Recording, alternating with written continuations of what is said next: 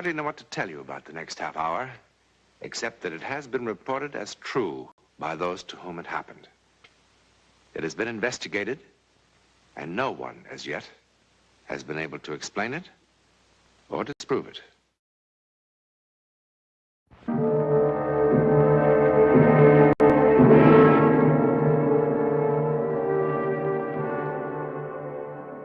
Only a very few moments ago, this was the scene of a tense human drama, played for very high stakes indeed. A man's life. A jury has just determined that Paul Marlin did not murder his wife. Thus, a sensational murder trial comes to an end. But sometimes, the end is also the beginning. Perhaps if Paul Marlin could have known what lay ahead, he would have preferred being found guilty.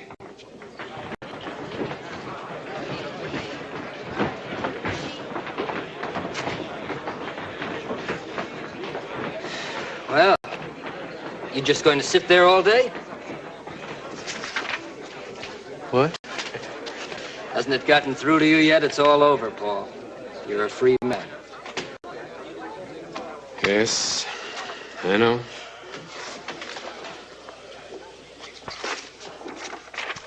Such enthusiasm. It's not that I expect thanks, Paul. Nobody who charges the kind of fees I do should expect gratitude, too. But I had an idea that you might at least feel relieved. Dan, I'm sorry. I'm just so bone-tired I can hardly feel anything. I didn't even remember to thank you. No, I am relieved, and I'm very grateful, too. You were just wonderful. I'm lucky I had you for my attorney. It's easy to be marvelous when your client is innocent.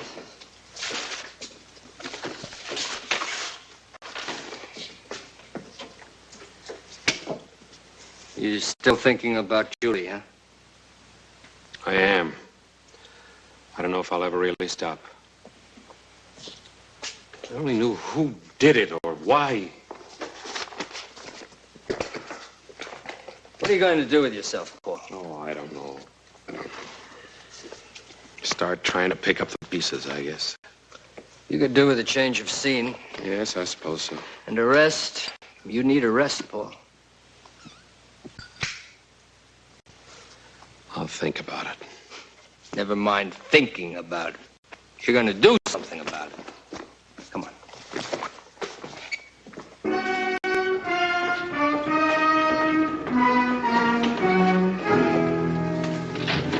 Hey, Marlin.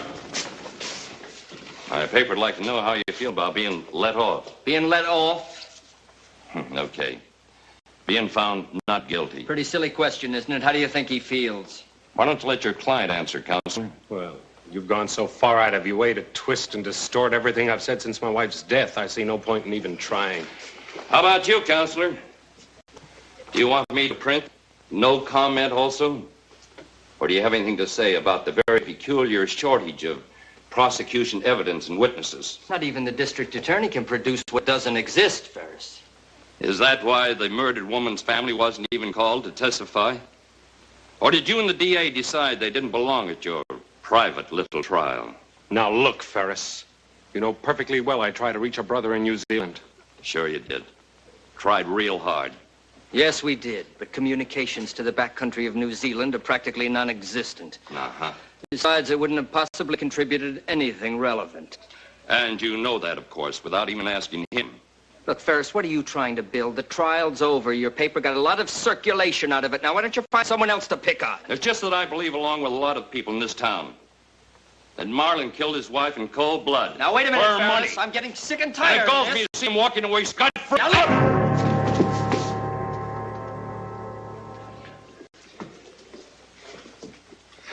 Thanks.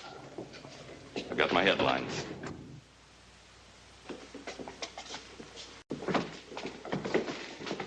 Paul, come on. I want to talk to you.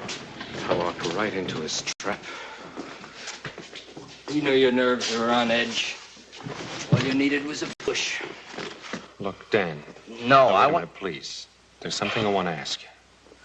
Now, the things he said about the trial, about the way it was handled. No. Now, you didn't... Paul, it's just as I told you. The DA's office jumped before they had anything much to go on. By the time they realized they had no real evidence against you, what with the papers beating the drums, getting people worked up, they were publicly committed. They had to go through the motions. All right, then why Ferris's personal vendetta with me? Now, he can't possibly believe that I killed Julie, can he? Oh, I doubt if he even cares, one way or the other. But he will go on needling you as long as it means good copy. And so will the rest of the press. Which is just what you want me to avoid. Mm-hmm. That's why all this talk about going away? Yes. You know, what Ferris said about some people in this town is true. People react emotionally, Paul. They react to cliches. Now, Julie was a lot older than you. You know that. She had a lot of money. And, well, people see too many plots in the movies. You know, they're affected by it. Now it'd be wise to give the town a chance to cool off. Yourself, you need a rest. And you can get a new perspective on things, come back with a fresh outlook. Is that my lawyer's advice? No. It's your friend's advice, Paul.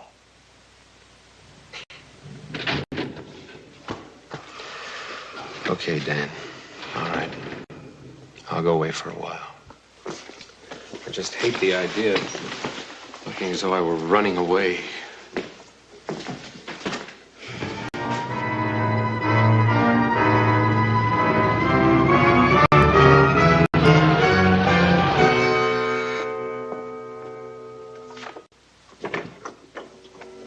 Ms. Wyckoff? Yes. Hello. I'm Paul Marlin. I recognize you, Mr. Marlin.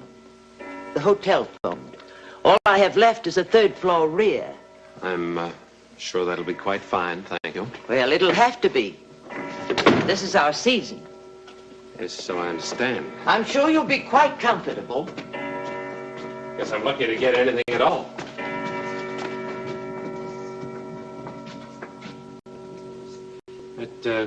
It's right on the button.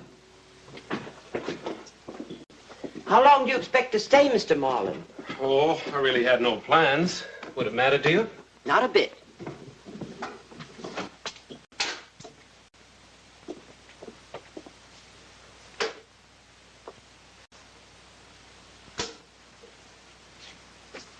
Well? Oh, yes, this'll be fine. Thank you very much. That'll be $6 a night. Oh, When you leave, I'll have the trunks moved tomorrow. well, they're no trouble.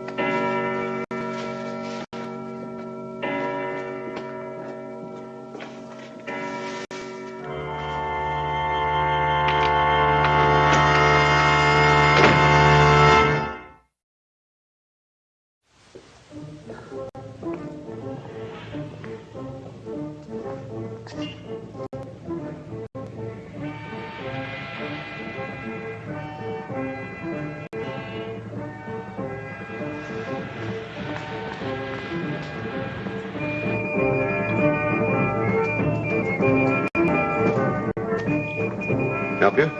Bourbon. Any particular? Anything.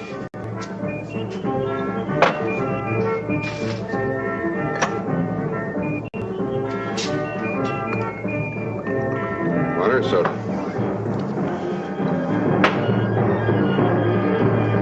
Another, please. Double.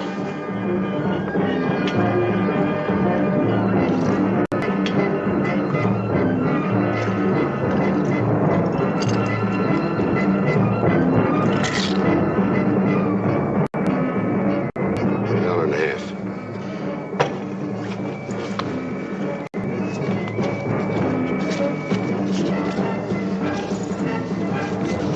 Keep it.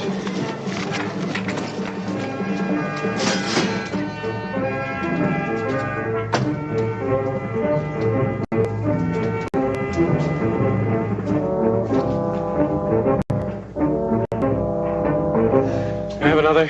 A little water in it this time, please.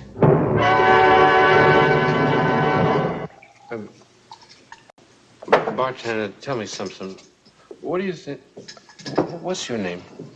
Joe. Tell me something. What do you think of people who see things that aren't there and hear things? They've had too much to drink. No, I mean, before they had too much.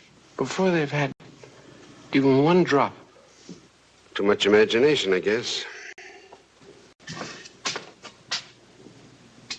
That's it. Too much imagination. Too much imagination is a dangerous thing, you know?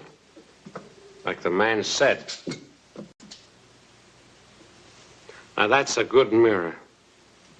That is a mirror that I approve of. Friendly, you know? You look at it, looks back at you. No tricks, just what's there. You know, Joe, I've got a mirror in my room. Very tricky mirror. Everything, the whole place is tricky. You can't trust it. I mean, sounds and things that aren't even there. The clock striking the wrong time. Dogs howling like they're supposed to do when somebody dies. Thunder, wind, and lightning after. And you know there was no thunder or lightning tonight. Man came in with a German Luger pistol, and he shot me. Sure. And I didn't even know him. I never saw him before in my life. And I was wide awake. I mean, it's not like a dream. I was wide awake.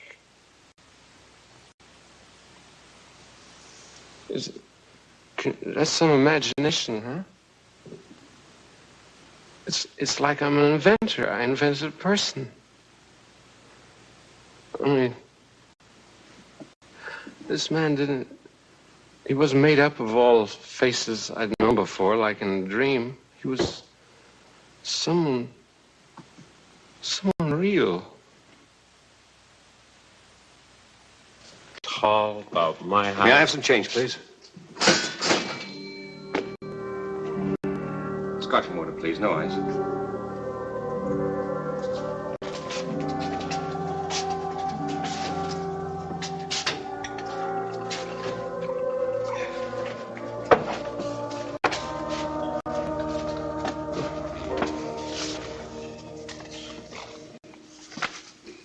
What's this supposed to be? Pardon? £1, Commonwealth of New Zealand. I'm sorry. I've only been in the country a few hours. It takes a while to remember about the currency.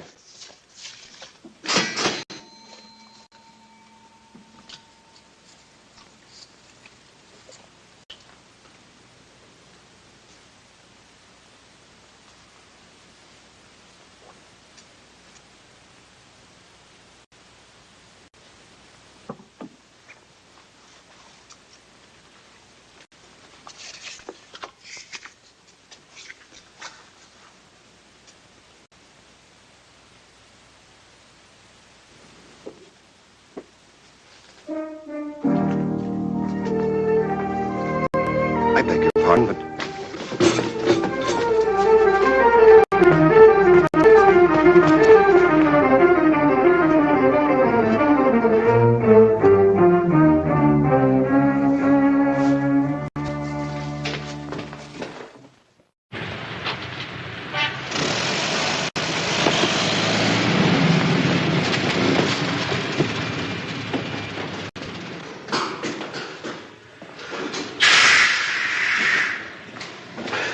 is the next bus out of here? To where? Anywhere. Well, there's one at 2:05 to San Francisco. Or San Francisco. 4:50.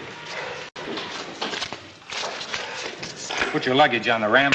The driver will pick it up when he gets here. Huh? Your luggage. Put it on the ramp. Oh, no, I don't have any luggage, thanks.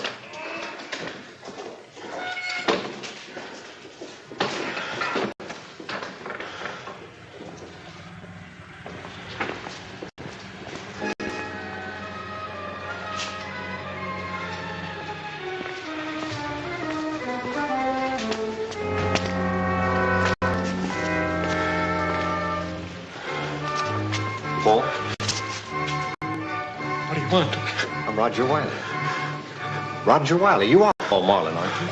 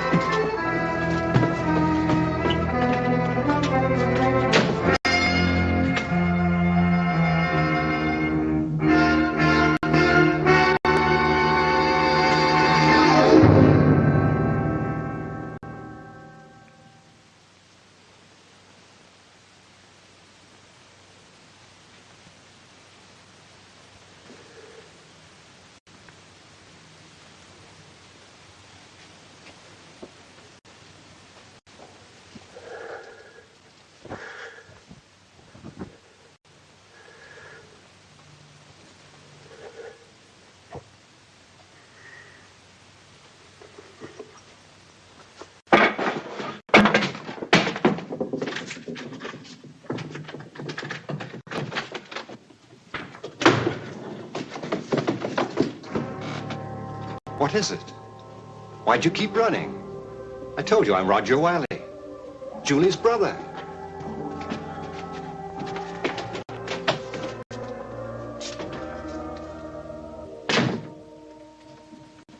Aren't you well? Shall I call a doctor?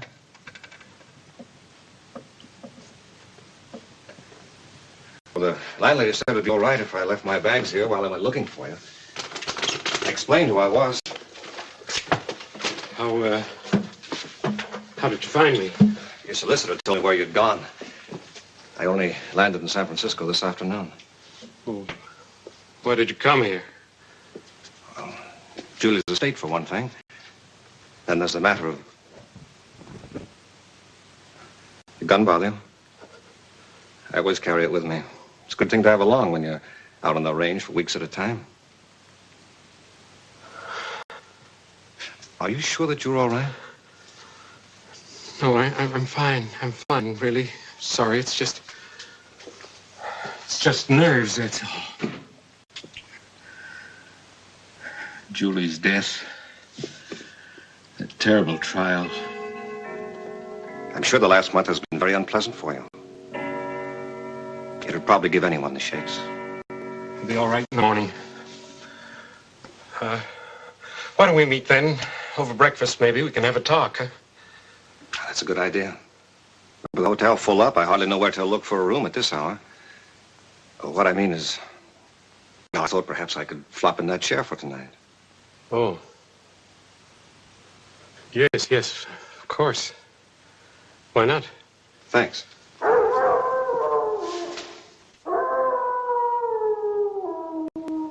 You were saying there was another reason why you came? Oh, yes.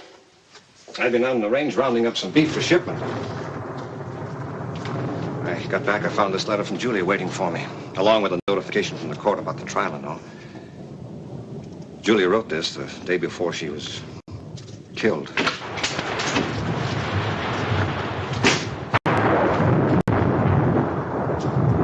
Stay away from me. I know why you came. I had a warning. You had what? I know why you're here, and I know why this gun, too. I saw it all happen. Paul, I don't know what you're babbling about. You're here to kill me. You read the newspapers, didn't you? You believe what they said, that I killed her, don't you? That I planned the whole thing to make it look like somebody had broken in just to cover up. Paul, listen to me. I don't believe anything of the sort. Why should I? Why are you here? She told us everything in that letter. Oh. She knew everything right from the start, didn't she? I never fooled her, not for 1 minute, I'll bet. Paul, give me the gun. No. You don't realize what you're doing. No, I tell you! I waited too long. I've planned all this too carefully to have it all blow up my face now. I am her heir! I am her sole heir! You killed her. Yes! Yes. You're not gonna take it away from me. Nobody's gonna cheat me of it now.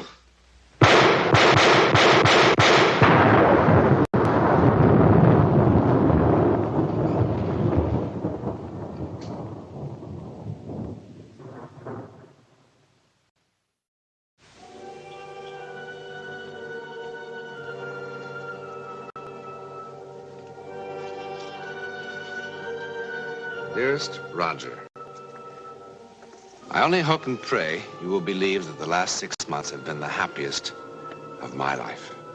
I know how foolish you thought I was to marry a man so much younger. I must confess I had my moments of doubt, too. But Paul loves me, really loves me, Roger. He proves it in 100 ways every day. I've never felt so alive, so wanted. Enough of this, dear brother. I want very much to give Paul something in return for all he's given me. I've decided to immediately transfer all my holdings, real estate, stocks, everything, to his name. And I want it to be a surprise. Naturally, there'll be some complications with those things you and I own together. And as it has been so long since we've seen each other, couldn't you find the time to come to San Francisco? It would be wonderful if you could. Besides, it's high time the two men in my life met and became friends. Julie. Paul Marlin went to the gas chamber insisting that he was the victim of an hallucination that drove him to murder. The only witness he had to support his plea was the bartender. But then bartenders hear so many strange things, don't they? Probably it was Paul's guilty conscience that somehow created the sights and sounds of his own destruction. His conscience was his executioner. In a moment, a program word about next week. If ever there was a place where the ability to see into the future would come in handy, that place would be a racetrack. But ace jockey Ronnie Watson's brush with the supernatural has become one of the great legends of American racing. See for yourself next week.